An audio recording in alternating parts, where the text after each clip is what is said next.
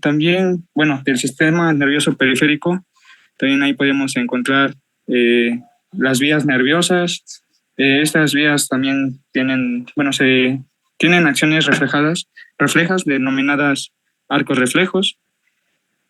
Y pues en los seres humanos, la mayor parte de las neuronas sensitivas no entran en forma directa en el encéfalo, sino que se comunican mediante terminaciones especializadas por medios de sinapsis con las neuronas motoras localizadas en la médula espinal.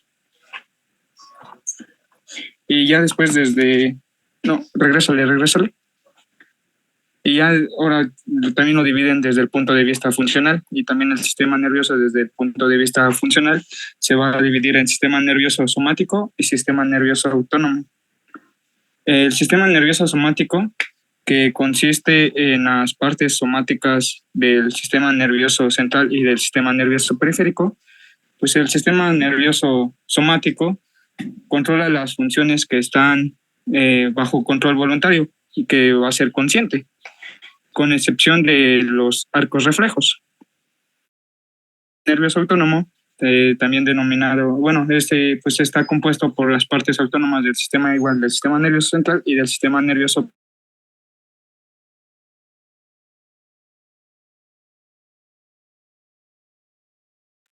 Bueno, la composición del tejido nervioso.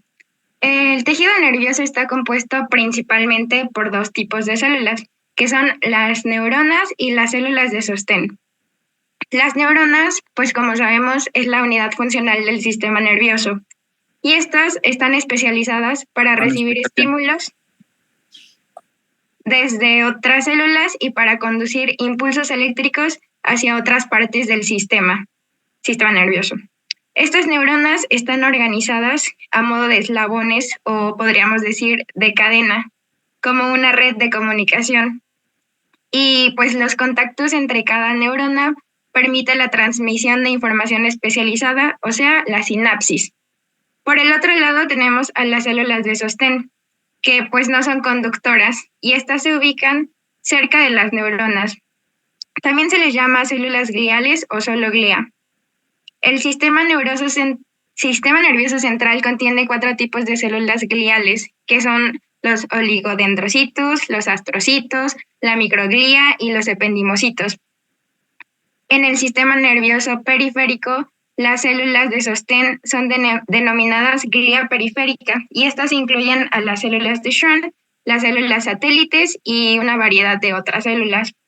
Las células de Schwann, estas rodean las evaginaciones de las neuronas y las aíslan de las células, mientras que las células gliales periféricas se denominan células satélites. También tenemos otro tipo de células de sostén, que estas están en los ganglios que hay en la pared del tubo digestivo, y estas se denominan células gliales entéricas. Siguiente, por favor. ¿Cuáles son las funciones de los diferentes tipos de células gliales? Bueno, pues número 1, sostén físico, de protección para las neuronas. También está pues el aislamiento de los somas, lo que facilita, pues como ya les dije, una transmisión de impulsos nerviosos más rápido.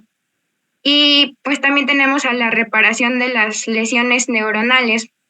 De igual forma, la regulación del medio líquido interno del sistema nervioso central, la eliminación de los neurotransmisores de las hendiduras sinápticas y el intercambio metabólico entre el sistema vascular y las neuronas del sistema nervioso.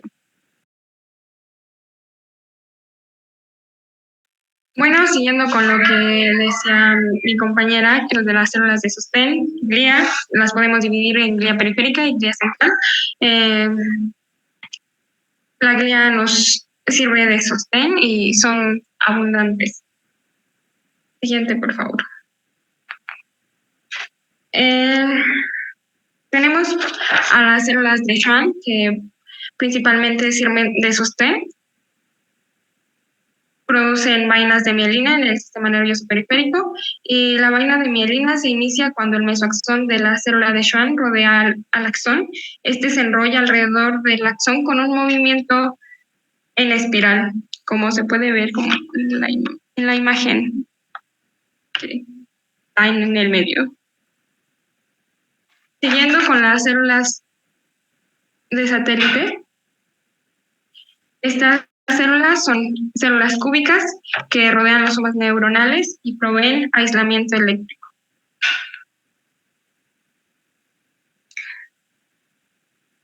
Siguiente. Los astrocitos tenemos dos tipos, los astrocitos protoplasmáticos, que prevalecen en la sustancia gris. Estos astrocitos tienen abundantes evaginaciones citoplasmáticas cortas y ramificadas. Por otro lado, tenemos los astrocitos fibrosos, son más comunes en sustancia blanca. Estos astrocitos tienen menos evaginaciones y son relativamente rectas. Los astrocitos protoplasmáticos es como en la figura de arriba, y los astrocitos fibrosos los podemos ver en la figura de abajo. Siguiente. Los oligodendrocitos, sus evaginaciones forman vainas citoplasmáticas que se enrollan alrededor de los axones, formando un segmento internodal de mielina. Los oligodendrocitos los podemos encontrar en forma alineada, como lo podemos ver en la imagen superior. La insuficiencia de la expresión de estas proteínas desencadenan trastornos desmielizantes autoinmunitarios del sistema nervioso central. Siguiendo con la microglía, estas son las células fagocíticas, es decir, de defensa. Son células muy pequeñas con núcleos alargados y relativamente pequeños.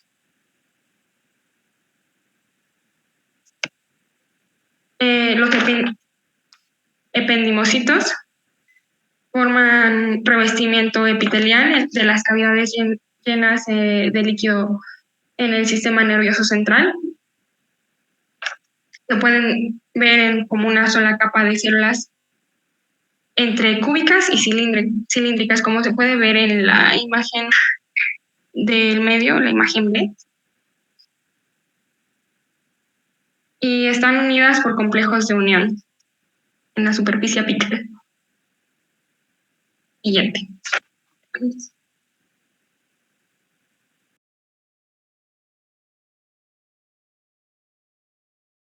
Bueno, como ya lo he mencionado, hay diferentes tipos de neuronas, son la unidad estructural y funcional del sistema nervioso y existen millones. La función de estas neuronas va a ser la comunicación de unas con otras para poder compartir o mandar información. Siguiente, por favor.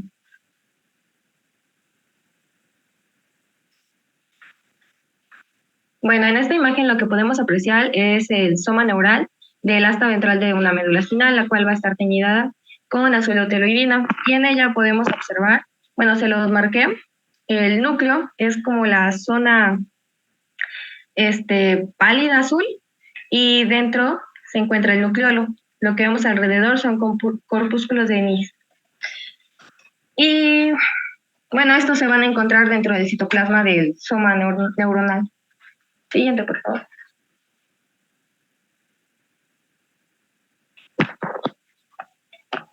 Dentro de la correlación clínica vamos a tener la enfermedad de Parkinson, la cual se va a caracterizar por la pérdida de células secretoras de dopamina en la sustancia negra, por lo cual en esta zona lo que se va a poder observar es una pérdida de pigmentación y por lo tanto va a haber también un aumento de las células gliales. Entonces les puse esta imagen en la cual se ve cómo es que se debería ver la zona en un paciente normal, a cómo es que se va cuando está perdiendo células que son importantes. Algunas de las características de esta enfermedad van a ser el temblor, rigidez, bradicinesia, pérdida de reflejos. Y bueno, al perder la pigmentación típica, se va a aumentar se va a ver una gliosis, que como ya les mencioné, es el aumento de las células gliales. Siguiente, por favor. Como ya se los mencionaba antes, las neuronas van a tener sinapsis y se van a distinguir diferentes tipos de sinapsis. Entre ellas se van a distinguir axodendríticas, que estas van a ocurrir los axones con las dendritas. Existe también la axosomática, en la cual va a existir la conexión, la comunicación de los axones con el soma neuronal. Y las axónicas, que esta sinapsis va a ocurrir de los axones con otros axones. En esta imagen que les puse, vamos a observar un tipo de comunicación axosomática, y pues pueden ver esos que se los marqué con amarillo. Se pueden ver como si fueran como cuerpos ovales, y cada uno de esos va a corresponder a una terminal axonal de diferentes neuronas que van a hacer contacto con el soma neuronal. Siguiente, por favor. En esta otra imagen que les puse, podemos ver que existe sinapsis, y este tipo de sinapsis vamos a observar en las bolitas que les marqué. Esas son las vesículas sinápticas de la neurona, el cual pues va a contener los neurotransmisores que se van a ir difundiendo. Y también vamos a encontrar en esa rayita que les marqué, es la membrana postsináptica de la dendrita, y en esta va a mostrar una gran densidad. Siguiente, por favor. Ok, esta es una fotomicrografía del nervio periférico. Estamos viéndolo desde un corte transversal y uno longitudinal. En el primer corte vamos a observar que es un nervio periférico, el cual está teñido con azul toloidina, y se van a poder apreciar unos axones, que son los que les marqué. Bueno, está con una mayúscula, pero pues también se los marqué. Esos son los más claritos, esos son los axones. Y la mielina está representada por un anillo oscuro, que también se los marqué. Ese anillo oscuro es la mielina, y pues va a estar rodeando a los axones. Algunos casos, como en ese con el disco, se observa un doble anillo.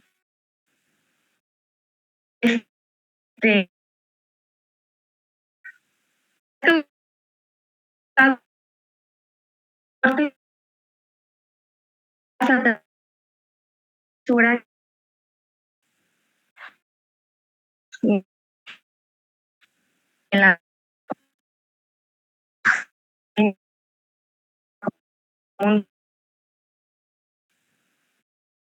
siguiente, por favor.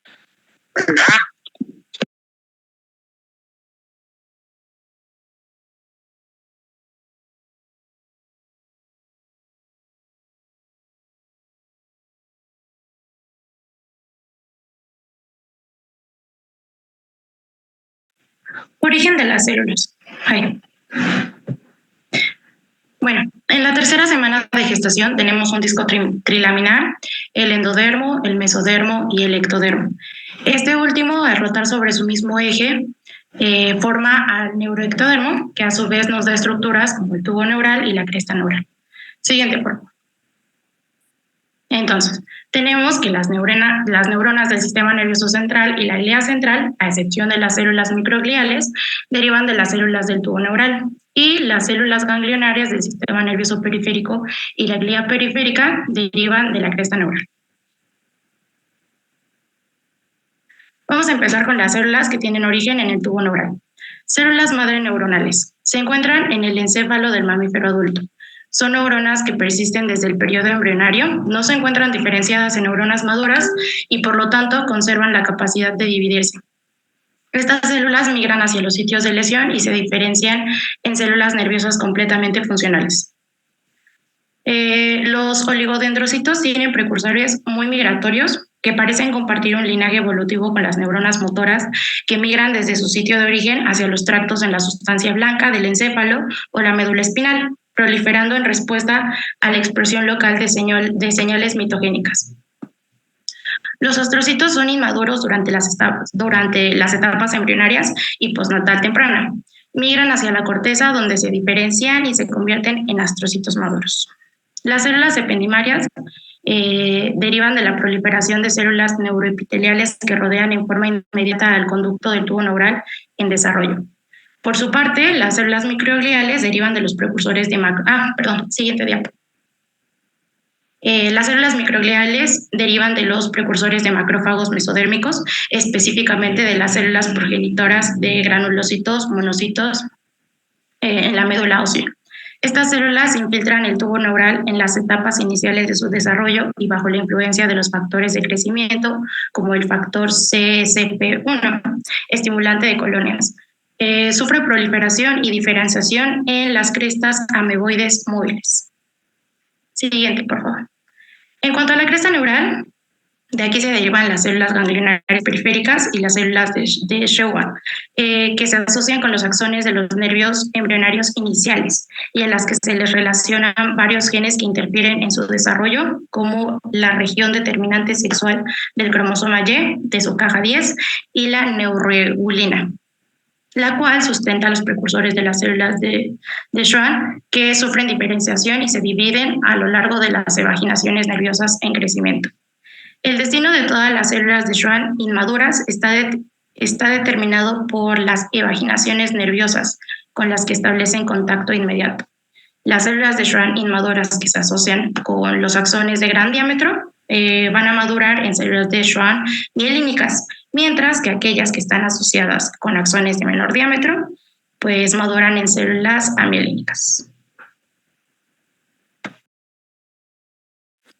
Organización del sistema nervioso periférico. Nervios periféricos. Son haces de fibras nerviosas, axones localizados fuera del sistema nervioso central y rodeados por varios revestimientos de tejido conjuntivo. Las fibras transportan información entre los órganos, tejidos del cuerpo, el encéfalo y la médula espinal. Cada haz de fibras nerviosas, independientemente de su tamaño, tiene componentes sensitivos y motores y se consideran nervios mixtos. Aunque, bueno, claro, puede haber nervios que son puramente sensitivos o puramente motores. Los nervios periféricos reciben una rica irrigación sanguínea a través de numerosos vasos que penetran desde los tejidos adyacentes y proceden de las arterias que acompañan a los nervios. Siguiente diapo. Componentes del tejido conjuntivo de un nervio periférico. Vamos a tener 3, el epineuro, que va a ser el más superficial, el perineuro y el entoneuro. Siguiente. El epineuro va a ser la capa más externa. El epineuro es un tejido conjuntivo denso, irregular, que rodea y une los fascículos nerviosos en un haz común y que contiene algunas fibras elásticas gruesas. Envuelve la totalidad de los pares craneales y los nervios espinales. Las fibras de colágeno de la vaina están alineados y orientados de forma que evitan la lesión por estiramiento excesivo del haz nervioso. El epineuro es más grueso en la zona donde se continúa con la dura madre que recubre el sistema nervioso central, en la médula espinal y en el encéfalo, donde se originan los nervios espinales y craneales, respectivamente. El epineuro se hace progresivamente más delgado a medida que los nervios se ramifican en sus componentes más pequeños y finalmente desaparecen. Contiene tejido adiposo en los nervios más grandes y los vasos sanguíneos que irrigan los nervios transcurren en el epineuro y sus ramificaciones penetran en el nervio y corren dentro del perineuro. En la imagen, que es un corte transversal de un nervio de tamaño medio que contiene 8 fascículos, donde cada una contiene varias fibras nerviosas, se puede notar el epineuro, el perímetro, además de algunos vasos sanguíneos. Siguiente. Siguiente, por favor. El endoneuro. Capa media de los revestimientos de tejido conjuntivo cubre cada haz de fibras nerviosas, fascículos del nervio. El perineuro está formado por tejido conjuntivo denso, pero es más delgado que el epineuro. El perineuro rodea el haz nervioso y constituye una barrera activa que mantiene el medio iónico de las fibras nerviosas. Es muy similar a la barrera es a la anterior. El perineuro rodea el haz nervioso y constituye una barrera activa que mantiene el medio iónico de las fibras nerviosas. Similar a la barrera hematoencefálica, las células perineurales tienen receptores transportadores y enzimas para el transporte activo de sustancias. El espesor del perineuro varía según el diámetro del nervio, con células escamosas que forman una o varias capas, así a medida que el fascículo disminuye de diámetro. El grosor del perineuro se reduce progresivamente hasta constituir una lámina de células planas. Las células perineurales son contráctiles, contienen filamentos de actina y pueden producir fibrillas de colágeno.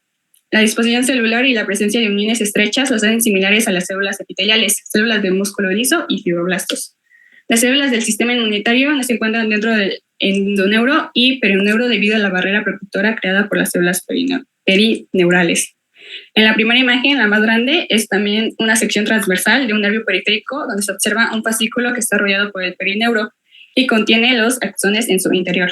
En la segunda imagen, donde dice NU, son las células perineurales, se pueden observar, y M, que son las fibras altamente mielinizadas. Siguiente. Endoneuro es la capa más interna de los 3 revestimientos de tejido conjuntivo del nervio. Rodea las fibras nerviosas individuales, es decir, los axones, y está compuesto por tejido conjuntivo laxo formado por una capa fina de fibras reticulares, es decir, las células de Schwann, fibroblastos diseminados, macrófagos, capilares, mastocitos perivasculares bañados en el líquido extracelular. Los macrófagos tienen funciones inmunológicas y participan en la reparación del tejido nervioso, fagocitando después de lesiones nerviosas. Siguiente. Aquí están dos imágenes. En la primera se observa la mielina y los nódulos de Ranvier, donde se encuentra la flecha. Los núcleos en forma ovalada de las células de Schwann, que se encuentran ligeramente teñidos, se observan con las letras SS. CS. En la segunda imagen podemos notar los axones rodeados de mielina, así como los núcleos ovalados de las células de Schwann. La flecha está apuntando a un nodo de Ranvier y donde observamos que se pueden notar a los lados las vainas de mielina. 7.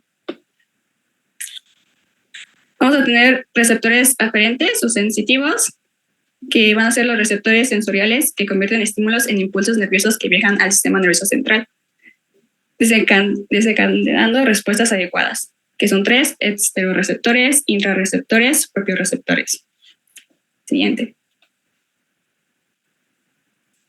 Vamos a tener algunos de estos que van a ser importantes, como son el uso neuromuscular, que como sabemos es un receptor de distensión en músculos esqueléticos que regula el tono muscular mediante el reflejo espinal de estiramiento.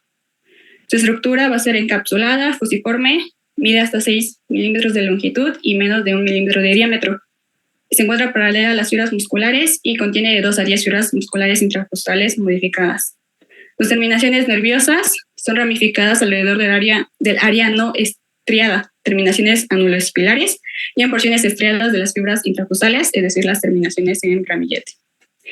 En la imagen C, que va a ser la cápsula, la de hasta abajo, acá, va a ser una cápsula bien definida que se continúa en el endomisio del músculo adyacente y el pequeño tamaño de las fibras musculares intracostales. Se va a poder observar en la letra F. Y E, que van a ser, las fibras extrafusables.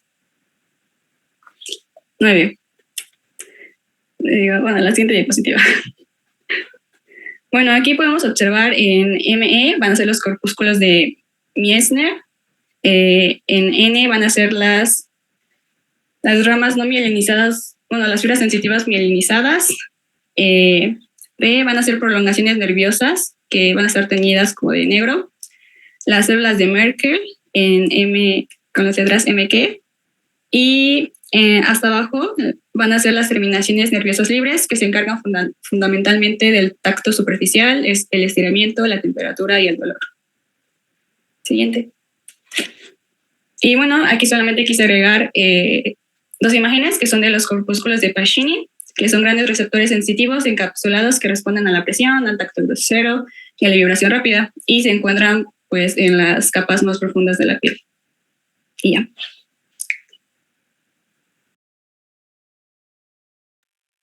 Bueno, y ahora vamos a hablar sobre la organización del sistema nervioso autónomo. Y como su nombre lo dice, este tendrá funciones autónomas o involuntarias, las cuales consisten en digestión, la salivación, frecuencia cardíaca y respiración. Siguiente, por favor. Y como vemos, esta se divide en dos partes. Tenemos al sistema nervioso simpático y al sistema nervioso parasimpático. El sistema nervioso simpático, también conocido como sistema de lucha o huida, ya que prepara el cuerpo para situaciones de estrés o de emergencia. Y esto lo hace aumentando la frecuencia cardíaca, dilata los bronquios y desvía el flujo sanguíneo hacia los músculos esqueléticos. Después tenemos al parasimpático, que este sería básicamente lo contrario al simpático, y el cual hace que el cuerpo entre en un estado de reposo y relajación. Y esto lo hace disminuyendo la frecuencia cardíaca, estimula la digestión y promueve la conservación de energía. Siguiente, por favor. Ya después tenemos algunas estructuras anatómicas del sistema nervioso autónomo, los cuales son los plexos nerviosos, y estos son simplemente redes nerviosas que se entrelazan y contienen fibras simpáticas y parasimpáticas. Y un buen ejemplo sería el plexo cardíaco y el plexo solar.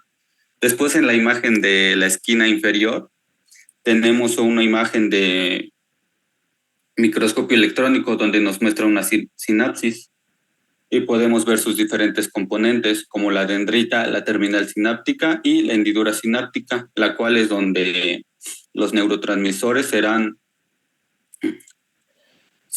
expulsados por las vesículas, como se muestran en la imagen B. Y los neurotransmisores pueden ser la noradrenalina, que es el principal neurotransmisor en el sistema nervioso simpático, y la acetilcolina, que es el principal neurotransmisor en el sistema nervioso periférico. Después tenemos a los... Siguiente, por favor. Después tenemos a los ganglios, que son puntos de relevo donde las fibras nerviosas hacen sinapsis. Los ganglios del sistema nervioso simpático se encuentran cerca de la médula espinal, y los del periférico se encuentran en los órganos o cerca de los órganos efectores. Y ya como podemos ver, tenemos unas imágenes de los ganglios simpáticos, y como lo muestra en la imagen, los núcleos de las células ganglionares tienden a ser excéntricos, y el citoplasma periférico contiene una gran cantidad de gránulos de lipofucsina de color pardo, que estos corresponden a los restos celulares secuestrados en cuerpos residuales. Y su número de satélites es menor y su disposición es más regular debido a las numerosas prolongaciones dendríticas que hay en las células ganglionares. Después tenemos al ganglio parasimpático. Y estas se reconocen por su núcleo de gran tamaño, con cromatina dispersa y un nucleolo prominente, y su amplio citoplasma basófilo. Y pues como en otros ganglios, las neuronas están rodeadas por pequeñas células de Schwann y por fibras nerviosas aferentes y eferentes. Ya, siguiente, por favor. Bueno, el siguiente sistema a revisar es la organización del sistema nervioso central, el cual es el responsable de procesar la información sensorial, controlar las funciones motoras y regular numerosos procesos fisiológicos en el cuerpo humano. El sistema nervioso central es crucial para la percepción, el pensamiento, la memoria, las emociones y el movimiento, entre otras funciones. Esta va a estar conformada por dos partes, que son el encéfalo, que a su vez se van a dividir en otras partes, que son el cerebro, el cerebelo y el tronco encefálico, y pues la médula espinal. Estos dos van a estar protegidos por el cráneo y vértebras respectivamente, y rodeados por tres membranas de tejido conjuntivo, las cuales son las meninges, que son la dura madre, la aracnoides y la pia madre. Estas dos estructuras van a flotar o van a estar rodeadas por un líquido que es el líquido cefalorraquídeo, el cual es producido por los plexos coroideos en los ventrículos encefálicos y ocupa el espacio subaracnoideo, el cual se ubica entre la aracnoides y la pia madre.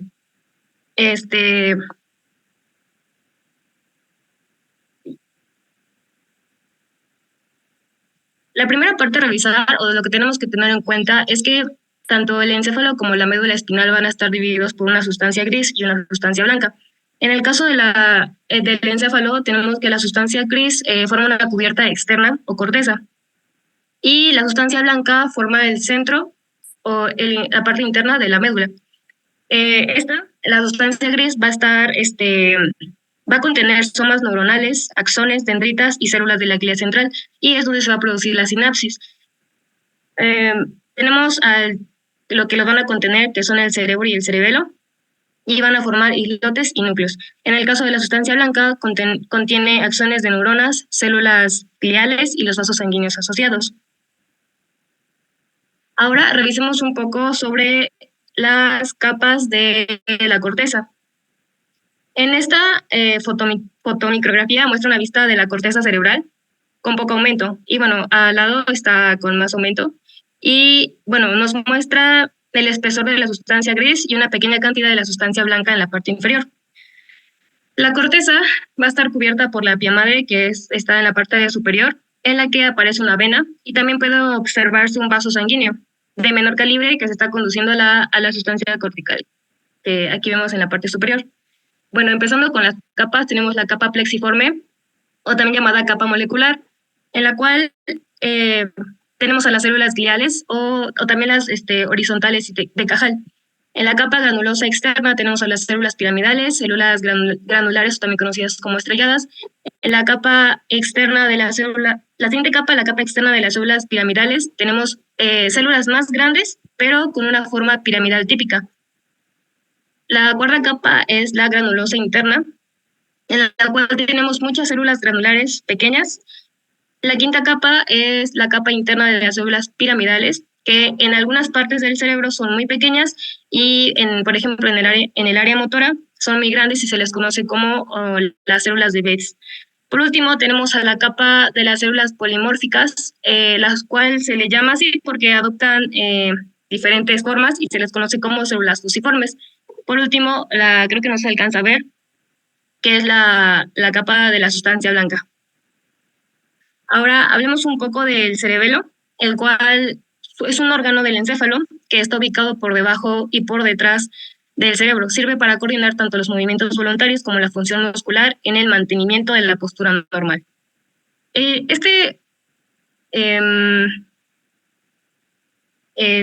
a ser una corteza cerebelosa que tiene el mismo aspecto sin importar qué región se examine, y va a estar dividida igual en la capa gris, como dijimos, y en la capa blanca. La capa gris va a ser la externa, la sustancia blanca la interna. ¿Y qué vamos a encontrar en la sustancia gris? Principalmente la capa molecular, la capa de las células de Purkinje y la capa celular granulosa, que serían esta parte. Y en la sustancia blanca, que se encuentra central, tenemos axones mielínicos de las células de Purkinje y células de la neuroglía. Esto va a estar cubierto por una cubierta fibrosa, que es la pía madre, y en la cual también encontramos vasos sanguíneos que transcurren en esta capa. Bueno, en esta fotomicrografía tenemos a las células de Purkinje, las cuales están entre el límite entre las capas de las células molecular y granulosa. Se encuentran los somos muy grandes de las células de Purkinje y tienen forma de matraz, son abundantes de dendritas y solamente encontramos un axón. Las células granulosas reciben los impulsos nerviosos, envían axones a la capa molecular y tienen forma de T. También tenemos o encontramos en esta imagen a las células de Golgi tipo 1.